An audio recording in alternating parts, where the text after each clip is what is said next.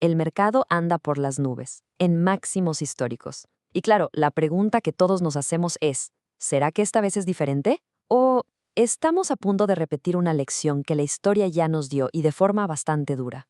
A ver, vamos a desmenuzar esto. Seguro se siente un poco raro, ¿no? Por un lado, pues qué bueno, hay emoción por las ganancias, pero por otro, como que hay una ansiedad de fondo al ver que gran parte del éxito del mercado depende de un grupito muy selecto de gigantes tecnológicos. Para que nos demos una idea de la magnitud, solamente 7 empresas se llevan casi un tercio de todo el valor de las 500 compañías más grandes de Estados Unidos. Es una concentración enorme que, pues lógicamente, nos pone a pensar en los riesgos. Pero, ¿qué pensarían si les digo que esta película ya la vimos? Para de verdad entender lo que pasa hoy, tenemos que echar la máquina del tiempo para atrás, unos 50 años, a una época que se parece, y mucho, a la nuestra.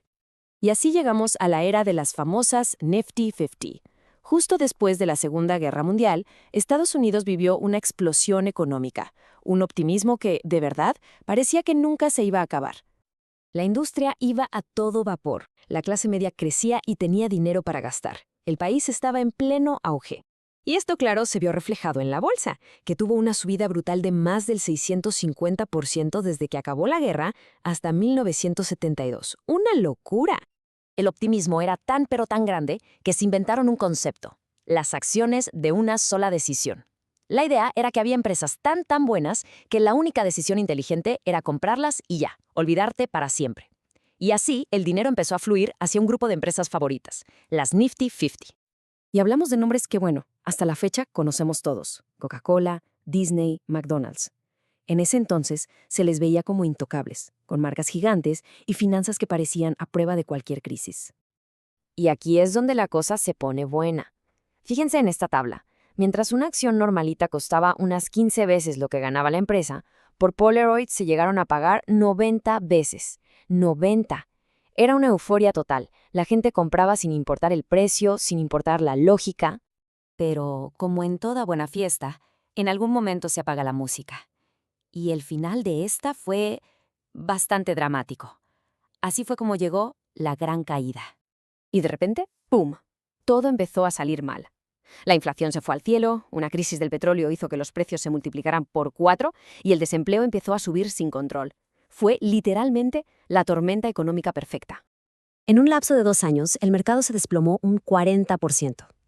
Para ponerlo en perspectiva, fue la peor caída desde la Gran Depresión de 1929. Casi nada.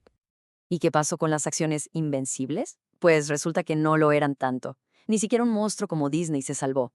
Su valor se hizo polvo, con una caída de más del 80%. Fue una lección durísima. Imagínense la frustración. Quienes invirtieron en el punto más alto tardaron 8 años, 8, solo para recuperar su inversión inicial.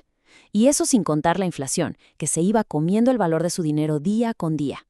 Pero a ver, en medio de todo este desastre, ¿qué pasó con la gente que no entró en pánico y no vendió? Aquí es donde la historia nos regala la lección más valiosa de todas: el poder del tiempo. Y el resultado es increíble. Fíjense, incluso alguien que compró en el peor momento posible, justo en el pico, pero aguantó su inversión 20 años, al final tuvo una muy buena ganancia.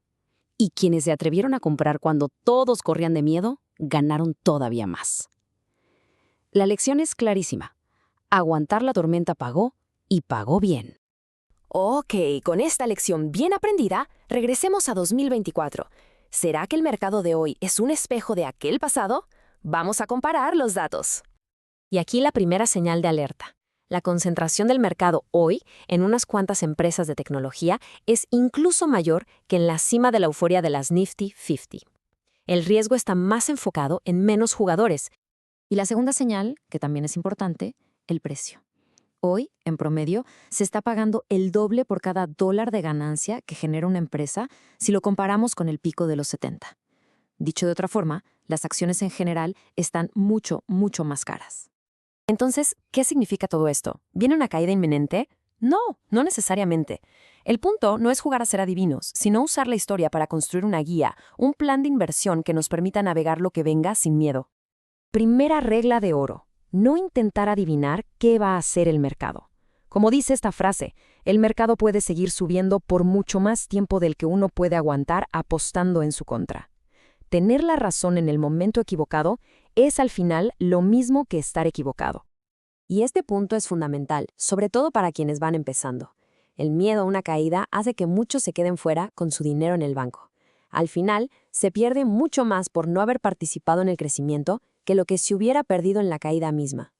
Y no tenemos que irnos muy lejos, ¿eh? Acuérdense de 2022. Todo el mundo hablaba de una recesión terrible que nunca llegó. Quienes vendieron por miedo se perdieron la tremenda recuperación que vino justo después. Al final del día, la clave del éxito no es ser un genio financiero, es mucho más simple. 1. Ser constante e invertir periódicamente sin importar el ruido. 2. Ser paciente y entender que esto es una carrera de fondo. Y 3. La más importante, no tomar decisiones con el estómago. La riqueza no la destruyen las crisis, la destruyen las malas decisiones que tomamos por miedo. Entonces, ¿la historia nos dice exactamente qué va a pasar? No, pero es una maestra increíble. Dicen que la historia no se repite, pero rima. Y la lección final es esa. Nuestra mejor guía no es tratar de adivinar el futuro, sino aferrarnos a los principios de inversión que han demostrado funcionar una y otra vez.